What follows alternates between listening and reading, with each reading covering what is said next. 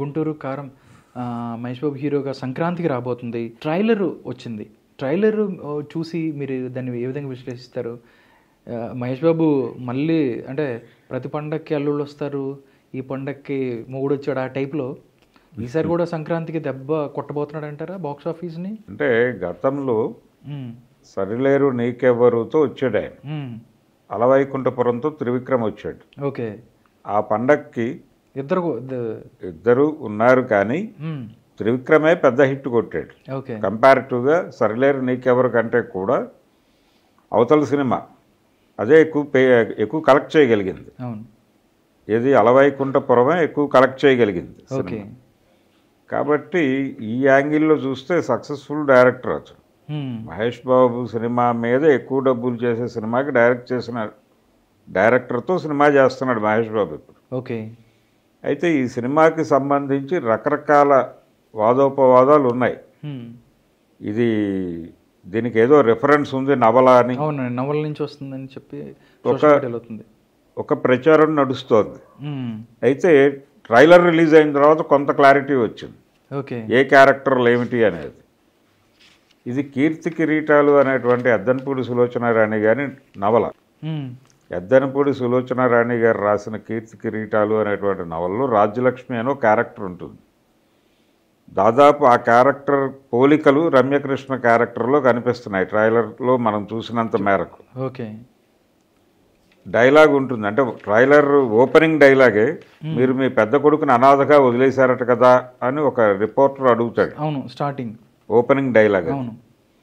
మీకు కీర్తి కిరీటాల నవలలో ఆవిడ గాయని, సంగీత విద్వాంసురాలు. ఆవిడ భర్తతో విడిపోతుంది. విడిపోయి కొడుకు భర్తతోనే ఉంటాడు. ఈవిడ ఒక్కతే బయటకు వచ్చేస్తుంది. బయటకు వచ్చేసి ఇంకొక పెళ్లి చేసుకుంటుంది. అక్కడ ఆ భర్తకి, రెండో భర్తకి ఆల్రెడీ ఒక కొడుకు ఉంటాడు. ఆ కొడుకులో తన కొడుకుని చూసుకుంటూ అతను పెంచుతుంది. వీళ్ళిద్దరి మధ్య క్లాష్ వస్తుంది. ఇలా నడుస్తుంది కథ. ఓకే. సో అక్కడ వరకు ఆ ఆత్మను తీసుకున్నాడు త్రివిక్రమ్ అనేది మనకు క్లియర్గా అర్థమవుతుంది. ఇందులో జయరామ్ క్యారెక్టర్ ఆ రెండో భర్త పాత్ర అనుకోవాలి. ఓకే. అంటే నీ కొడుకుని ఆ కొడుకు ఇబ్బంది పెడతాడేమో లాంటి డైలాగ్ కూడా ఒకటి ఉంది రావు రమేష్ క్యారెక్టర్తో. అవును. సో ఇవన్నీ చూస్తే అంటే ఒక్క డైలాగ్, చివరిలో మహేష్ బాబు డైలాగ్ ఉంటుంది, కొట్టాల్సిన వయసులో వదిలిపెట్టేసి ఇప్పుడు కొడుతోంది మా అమ్మ ఇస్త్రీ చీరలు కట్టుకుని అంటాడు. సో ఇదంతా చూస్తే కొంత కీర్తి కిరీటాలు తాలూకా స్కెలిటన్ తీసుకొచ్చి పొలిటికల్ ఏరియాలో పెట్టాడు. ఇది అదేమో కళారంగంలో నడిచేటువంటి వ్యవహారం, దాన్ని తీసుకొచ్చి పాలిటిక్స్లో పెట్టాడు. మొదటి భర్త ప్రకాష్ రాజ్ అనుకోవాల్సి వస్తుంది ట్రైలర్ని బట్టి. రెండో భర్త జయరామ్ అనుకోవాల్సి వస్తుంది. ఓకే. అనుకుంటే ఇప్పుడు మహేష్ బాబు బయటకు వచ్చేస్తూ వెనక్కి తిరిగి చూస్తాడు, ఆవిడ కొంచెం ముభావంగా వెనక్కి వెళ్ళటం, ఇలాంటి కట్స్ కూడా ఉన్నాయి. అంటే రమ్యకృష్ణ కొంత కీలక పాత్ర ఉంటుంది సినిమాలో. అలాగే స్వర్ణ అనే క్యారెక్టర్ ఉంటుంది నవల్లో, అది బహుశా హీరోయిన్కి సెట్ చేసి ఉంటారు. ఓకే. ఇందులో జర్నలిస్ట్ క్యారెక్టర్గా చూపించబోతున్నారు శ్రీలీలని అనేది మనకున్న సమాచారం. ఒరిజినల్గా డాన్సర్ క్యారెక్టర్ అది, ఒరిజినల్గా డాన్సర్ క్యారెక్టరు. దాన్ని కొంత లీడ్ చేసుకొని జర్నలిస్ట్గా మార్చారు. కానీ తేజ క్యారెక్టర్ ఒరిజినల్గా నవల్లో ఇప్పుడు మహేష్ బాబు కనిపిస్తున్న క్యారెక్టర్. తేజ చాలా డీసెంట్గా ఉంటాడు కదా, ఈ ట్రైలర్లో కనిపిస్తున్న మహేష్ బాబు బీడీ నోట్లో పెట్టుకుని చాలా రఫ్గా కనిపిస్తున్నాడు అని కూడా ఒక మాట నడుస్తోంది బయట. అది వేరు, ఆయన స్కెల్టన్ వరకు తీసుకుని తనదైన పద్ధతిలో మోడిఫికేషన్స్ చేసుకున్నాడు, అయిపోయింది. కొంత ఛాయలు కనిపిస్తాయి అంతే. ఇలా ఛాయలు తీసుకుని సినిమాలు చేయటం అనేది త్రివిక్రమ్కి పాత రోజుల నుంచి అలవాటే, ఈ రోజున కొత్తగా కనిపిస్తున్నది కాదు. ఇది ఆ సినిమా కూడా మీనా అనే నవల, అది యాజ్ ఇట్ ఈజ్గా తీసాడు, మార్పులు చెరుపులు లేకుండా యాజ్ ఇట్ ఈజ్గానే వెళ్ళాడు. అతడు అనే ఓ సినిమా ఉంది, మహేష్ బాబుతోనే చేశాడు ఈయన, జైభేరి బ్యానర్లో. జైభేరి చివరి సినిమా అది ఒక రకంగా.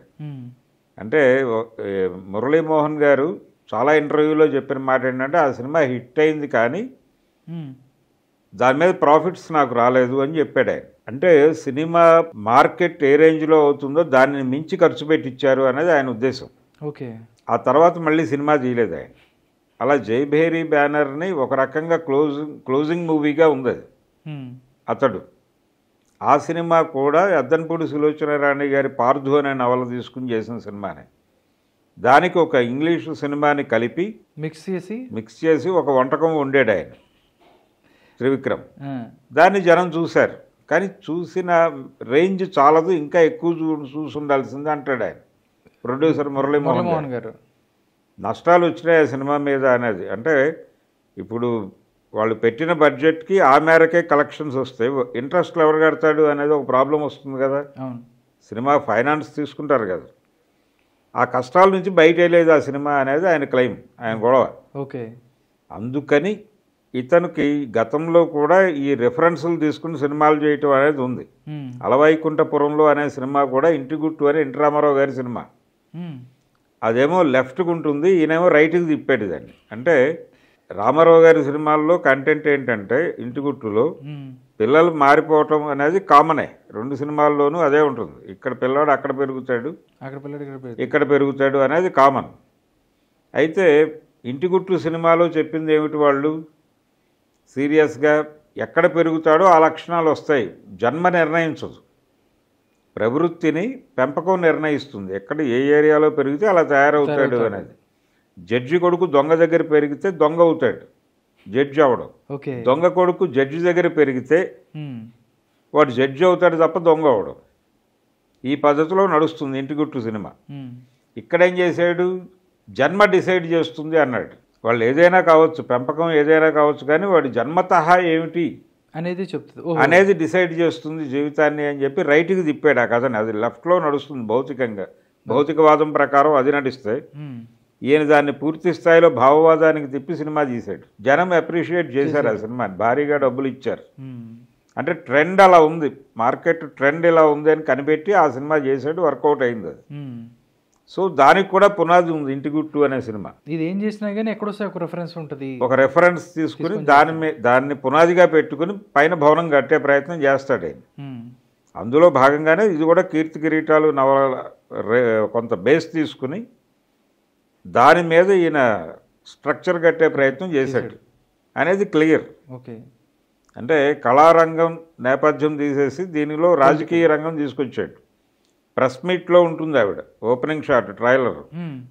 ప్రెస్ మీట్లో ఎందుకు ఉంటుంది అంటే పొలిటికల్ ఏరియాలో ఉంది కాబట్టి, ప్రకాష్ రాజ్ పొలిటీషియన్గానే చూపించారు.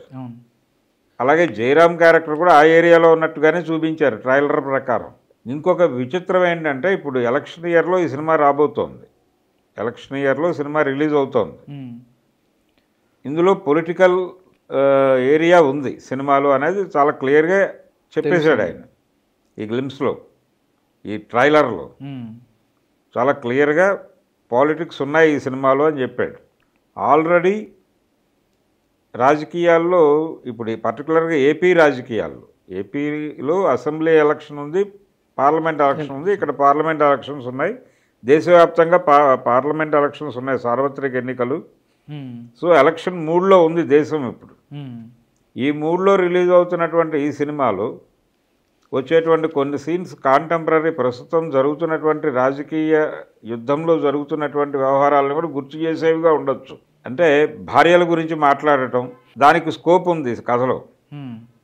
శీలం గురించి మాట్లాడటం, వేగ్గా మాట్లాడటం, స్పెసిఫిక్గా ఉన్నటువంటి పర్సన్ మీద ఇష్టం వచ్చినట్టు ఎలిగేషన్స్ చేయటానికి అవకాశం ఉంది ఈ కథలో. దాన్ని లీడ్ తీసుకుని తాను అభిమానించే పవన్ కళ్యాణ్ మీద ముఖ్యమంత్రి చేస్తున్నటువంటి విమర్శలకి లింకేజ్ కూడా ఏదో ఉండే అవకాశం ఉంటుంది, ఉండే అవకాశం ఉంది.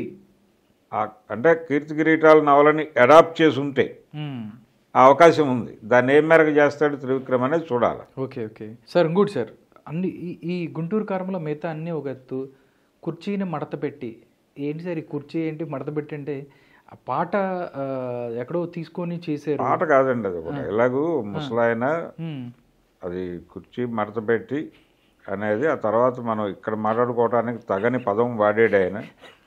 కోటతే అనుకుందాం, కుర్చీ మడత పెట్టి కోటతే, ఆ కొడితే దగ్గర ఆయన వాడిన పదం వేరు. అంటే దాన్ని తీసుకొని కాలాపాషా అనే ఒక ముసలాయన వాడిన పదం అది రిపీటెడ్గా. ఆయన తన జీవితం గురించి మాట్లాడుతూ ఒక కథ చెప్పాడు. దానిలో వాడినటువంటి పదాన్ని పట్టుకొచ్చి అది రకరకాలుగా వాడారు బయట. అయితే సామాజిక మాధ్యమాల్లో పాపులర్ అయినటువంటి ఒక డైలాగునో లేకపోతే ఒక పాటనో తీసుకుని మెయిన్ స్ట్రీమ్లో వాడటం ద్వారా థియేటర్ని కొంచెం ఎంటర్టైన్ చేయవచ్చు అనే విషయం వాల్తేరు వీరయ్య సినిమాలో అర్థం చేయించాడు బాబీ. ఆల్రెడీ చిరంజీవితో 2-3 ఆ టైపు పాట ఒకటి పాడించారు, జంబలక్కడి జారు మిఠాయి అని. అది కనెక్ట్ అయింది బాగా. దాంతోపాటు జర్నలిస్ట్ కృష్ణమోహన్ డైలాగ్ ఒకటి ఉంటుంది, అర్థం చేసుకోరు, పంక్చుయేషన్స్ పెట్టాలనే జ్ఞానం ఉండదు అని ఆయన చాలా పాపులర్ డైలాగ్ ఒకటి ఉంది, తగలబెట్టండి అని. దాన్ని కూడా వాడారు ఆ క్యారెక్టర్, చిరంజీవి క్యారెక్టర్ మీద ఆ డైలాగ్ కూడా పెట్టారు. అది కూడా జనాలు కనెక్ట్ అయ్యారు. సో సోషల్ మీడియాలో పాపులర్ అయినటువంటి ఇలాంటి పదాలు వాడి అంటే ఫోక్ ఎలిమెంట్ మీద వెళ్ళటం అనేది త్రివిక్రమ్ మొదటి నుంచి చేస్తున్న ప్రయోగం. ఓకే, తమన్ కూడా ఇప్పుడు రాములా పట్టుకొచ్చి దాన్ని ఆ సినిమాలో వాడారు అలవైకుంఠపురంలో, అది కనెక్ట్ అయింది. ఈ జ్ఞానం, ఇదే జ్ఞానంతో ఇప్పుడు ఈయన కుర్చీ మడతపెట్టాడు. ఈ కుర్చీ మడతపెట్టి సరస్వతీ పుత్ర అనే టైటిల్ ఇచ్చి రామజోగయ్య శాస్త్రి గారితో ఆ పాట రాయించారు. ఆయన దాని తాలూకా విమర్శలు భరించాడు. ఆయన క్యారీ ఫార్వర్డ్ అయిపోయినాయి కదా, చాలా మంది క్రిటిసైజ్ చేశారు. ఫ్యాన్స్ కూడా కొంతమంటారు మా మహేష్ బాబుకి ఇలాంటి సాంగ్ ఏంటి, లేడీ ఫ్యాన్స్ కూడా ఇలా అని దాని మీద వాళ్ళు కొంచెం మాట్లాడారు. కానీ ఇది ఒక సెట్ ఆఫ్ ఆడియన్స్ని అట్రాక్ట్ చేయడానికి ఇలాంటి కంటెంట్ ఉండి తీరాలి అనే దాంతోంచి నేను చేశానని చెప్తున్నా డైరెక్టర్. ఇది ఇంతకుముందు కూడా వర్కౌట్ అయింది. అంటే ఇప్పుడు పాత రోజుల్లో పెద్ద హీరోల సినిమాల్లో ఒక ఐటమ్ సాంగ్ ఉండటం అనేది క్వైట్ కామన్ థింగ్. రామారావు గారి సినిమాల్లో జయమాలిని పాట ఉండి తీరాలి అనే పరిస్థితి ఉండేది కదా ఆ రోజుల్లో. కృష్ణ సినిమాల్లో కావచ్చు, ఈవెన్ చిరంజీవి సినిమాల్లో కావచ్చు. కాబట్టి ఇందులో భాగంగానే ఈ వ్యవహారం నడిచింది. ఈ పాట తీసుకున్నారు వాళ్ళు. అంటే ఆ మాట తీసుకుని ఆ మాట క్యాచీగా ఉండడం మాత్రమే కాదు, అది ప్రజల్లోకి వెళ్ళిపోయిన మాట. కాబట్టి ఆ మాట తీసుకుని కనుక మనం పాట చేస్తే ఇది డెఫినెట్గా కనెక్ట్ అవుతుంది, వెళ్ళిపోతుంది అని అనుకున్నారు వాళ్ళు. వాళ్ళ వ్యూహం వర్కౌట్ అయింది. ఓకే. రెండోది, గుంటూరు కారానికి సంబంధించి మొదటి నుంచి కూడా ప్రొడ్యూసరు డైరెక్టరు కుమ్మక్కై చేస్తున్న పని ఏంటంటే వీళ్ళు సాధ్యమైనంత వరకు లో ప్రొఫైల్ మెయింటైన్ చేస్తున్నారు. ఓకే. ఎక్కడ అగ్రెసివ్గా మాట్లాడట్లేదు. ఏ వివాదం వచ్చినప్పటికీ సినిమా ఆగిపోతుంది అని కూడా బయటకు వచ్చినాయి వార్తలు. ఏది హీరోయిన్ మార్పు జరిగింది, పూజా హెగ్డేని తీసేసి శ్రీలీలను పట్టుకొచ్చారు. రెండో క్యారెక్టర్కి ఎవరిని పెడతారు అనే కన్ఫ్యూజన్. వాళ్ళిద్దరి మధ్య అభిప్రాయ భేదాలు ఉన్నాయి, అసలు సినిమా ఆగిపోయే ఛాన్స్ ఉందని కూడా కొంత ప్రచారం జరిగింది. త్రివిక్రమ్కి మహేష్ బాబుకి మధ్య గ్యాప్స్ అని. ఓకే. ఇలా 100 రకాల నెగిటివ్ వార్తలు ప్రచారమైన ఆ సినిమా మీద. తమన్ని తీసేస్తారు అనే వార్త వచ్చింది ఒక టైంలో. అంటే ఒక పాట అభిమానులు నచ్చలేదు, అది డిజోన్ చేసుకోమని వాళ్ళు నినాదం చేశారు. చేసిన సమయంలో ఈ పాట సినిమాలో ఉండకపోవచ్చు అన్నట్టుగా ప్రొడ్యూసర్ మాట్లాడాడు. ఇవన్నీ ఎందుకు జరిగినాయంటే వాంటెడ్గానే స్క్రిప్టెడ్గానే జరిగినట్టుగా అనిపిస్తుంది. ఎందుకంటే ఒక లో ప్రొఫైల్ మెయింటైన్ చేయడం ద్వారా ఆడియన్స్కి ఈ సినిమా మీద ఏ రకమైన అంచనాలు పెరగకుండా చూసుకుంటున్నాడు ఆయన. ఎటువంటి అంచనాలు లేకుండా కుదిరితే కొంత బ్యాడ్ అంచనాలతో థియేటర్లోకి వచ్చి కూర్చున్న ప్రేక్షకుడిని సర్ప్రైజ్ చేసి ఈ సర్ప్రైజ్లో సంభ్రమాశ్చర్యాల్లో బయటికి వెళ్ళి బాగుంది అనేటువంటి మాట చాలా ఎగ్జైటింగ్గా చెబితే దీని మీద కలెక్షన్స్ నిర్మించాలి అని అనుకుంటున్నారు వీళ్ళు. అందుకని వ్యూహాత్మకంగానే లో ప్రొఫైల్తో పాటు ఒక నెగిటివ్ పబ్లిసిటీ కూడా చేస్తున్నారు ఆ సినిమాకి. ఇది ఎలా వర్కౌట్ అవుతుందనే చూడాలి. ఓకే.